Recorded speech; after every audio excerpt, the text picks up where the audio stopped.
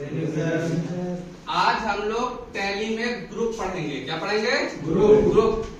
Tally में basically group होते क्या हैं? ठीक है, जैसे कि हम जानते हैं कि जो लेजर होते हैं उसकी आइडेंटिफिकेशन हम लोग किससे करते हैं? ग्रुप के माध्यम से करते हैं। ठीक है ना? टैली में 28 ग्रुप होते हैं, 28 ग्रुप्स होते हैं। कितने ग्रुप होते हैं? 28, जिसमें 15 प्राइमरी होते हैं और 13 सेकेंडरी होते हैं। 15 क्या होते हैं? प्राइमरी और 13 सेकेंडरी। और जो 15 प्राइमरी ग्रुप होते हैं उनको भी सब कैटेगरी बांटा गया है। ठीक है, जैसा कि 9 ग्रुप जो उसके होते हैं वो बैलेंस शीट के आइटम डिनोट करते हैं। क्या करते हैं? Balance sheet item. फिर जो 6 ग्रुप होते हैं वो प्रॉफिट लॉस के आइटम डिनोट करते हैं। क्या करते हैं? Profit loss.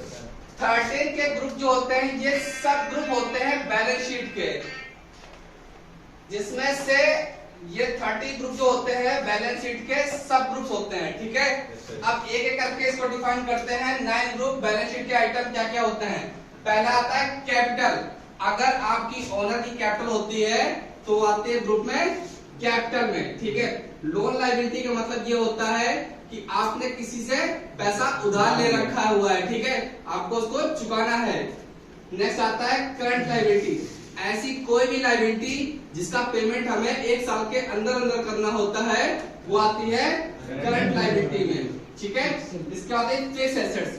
ऐसी कोई भी एसेट्स जो बिजनेस को डेवलपमेंट करने के लिए हमें जरूरत होती है, जैसे फैन हुआ, एसी हुआ, बोर्ड हुआ, कंप्यूटर हुआ, वो सारी चीजें फिक्स्ड एसेट में आती है। नेक्स्ट आता है आपका इन्वेस्टमेंट। अगर आप अपना पैसा कहीं पर शेयर मार्केट में, म्यूचुअल फंड में इन्वेस्ट कर रहे हैं फॉर रिटर्न पर्पस, वो आता है इन्वेस्टमेंट। करंट एसेट्स का मतलब होता है सपोज ऐसी एसेट जिसको बेचकर हम 1 साल के अंदर पैसा रिकवर कर सके, वो आती है आपका current assets. Branch and division का मतलब होता है कि कहीं पर हमारी वेब इन्फोटेक की ब्रांच वगैरह है, उसका लेजर वगैरह बनाएंगे तब इसका जरूरत पड़ती है आपको। ठीक है, मिसलेनियस अकाउंट और लास्ट में आता है सस्पेंस अकाउंट। अगर हमारा कहीं बैलेंस नहीं मैच कर रहा होता है तो हम लोग क्या करते हैं, उस अकाउंट को सस्पेंस अकाउंट में करके खत्म कर देते हैं। ठीक है, अब फिर बात करते हैं 6 group profit and loss items की। ठीक है, तो सबसे पहला आता है सेल्स अकाउंट। जब हम सेल्स का लेजर बनाते हैं तो उसका ग्रुप क्या रखेंगे? Sales account. ठीक है, नेक्स्ट आता है परचेज अकाउंट। अगर हम कोई भी आइटम परचेज करते हैं for the purpose of resale, वो क्या आता है आपका परचेज अकाउंट। डायरेक्ट एक्सपेंसेस, अगर जितने फैक्ट्री खर्चे हम लोग लेजर बनाते हैं उसका ग्रुप क्या रखेंगे? Direct expenses. ठीक है, नेक्स्ट आता है डायरेक्ट इनकम। जो आपकी इनकम डायरेक्टली आपके बिजनेस से ऑब्टेन होती है तो उसे कहते हैं डायरेक्ट इनकम। इनडायरेक्ट एक्सपेंसेस जो होते हैं वो आपके ऑफिस से खर्चे होते हैं। क्या होते हैं? ऑफिस से खर्चे आते हैं। लास्ट आता है आपका इनडायरेक्ट इनकम। क्या आता है? Indirect income. जैसे कि जो प्रॉफिट लॉस की इनडायरेक्ट इनकम पे आती है वो आपके इनडायरेक्ट इनकम पे आती है। ठीक है, लास्ट बचता है 13 ग्रुप्स ऑफ बैलेंस शीट के आइटम। पहला है रिजर्व एंड सरप्लस। जब बिजनेस हम करते हैं तो फॉर अनसर्टेनिटी के लिए हम लोग क्या क्रिएट करते हैं? रिजर्व क्रिएट करते हैं, ताकि कोई अनहैप्पीनेस हो जाए हमारे बिजनेस में, कोई अचानक से कोई आपदा आ जाए तो हम क्या करते हैं? रिजर्व क्रिएट करते हैं। बैंक ओडी का मतलब होता है ओवरड्राफ्ट अकाउंट। अगर हम करंट अकाउंट अपना बैंक में ओपन किया है और हमारे पास कुछ पैसा जमा है तो उस अमाउंट से ज्यादा पैसा विड्रॉ करने को क्या कहते हैं?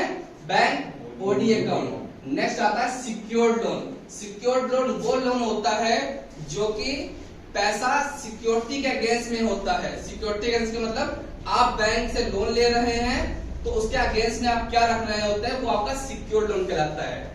नेक्स्ट आता है अनसिक्योर्ड। अगर आप अपने रिलेटिव से कोई लोन लेते हैं, किसी फ्रेंड से लोन लेते हैं, वो आपका अनसिक्योर्ड लोन आता है। नेक्स्ट आता है ड्यूटी एंड टैक्सेस। जितनी टैक्सेस होते हैं, चाहे वो जीएसटी की बात कर रहे होते हैं, बेसिकली जीएसटी लागू हो रहा है कम लोगों पर, तो जीएसटी वगैरह के जितने भी टैक्सेस वगैरह होते हैं उनका ड्यूटी एंड टैक्सेस में होता है। ठीक है, नेक्स्ट है आपका प्रोविजन, यानी कि ऐसी चीजें जो कि भविष्य में हो सकती हैं तो उसके लिए हम लोग प्रोविजंस कहते हैं। जैसे कि आपने माल बेचा, शायद आपका डेटर जो है जिसको माल आपने बेचा वो आपका पैसा ना दे, बैड डेट हो सकता है, तो इसके लिए प्रोविजंस बनाते हैं। क्या करते हैं? प्रोविजंस बनाते हैं। संडे करेंगे उनका ग्रुप क्या रखेंगे? Sundry creditor. Cash in hand, cash in hand, जब हम बिजनेस कर रहे हैं जितने एक्सपेंसेस होते हैं वो कैश इन हैंड के माध्यम से होते हैं। और बाय डिफॉल्ट दो लेजर जब बनते हैं तो प्रॉफिट लॉस और कैश इन हैंड का लेजर ऑलरेडी बना होता है, ठीक है। डिपॉजिट एसेट्स, अगर हम सिक्योरिटी वगैरह कभी भी जमा करते हैं तो वो डिपॉजिट एसेट्स में आती है आपकी। नेक्स्ट आता है लोन्स एंड एडवांस एसेट्स।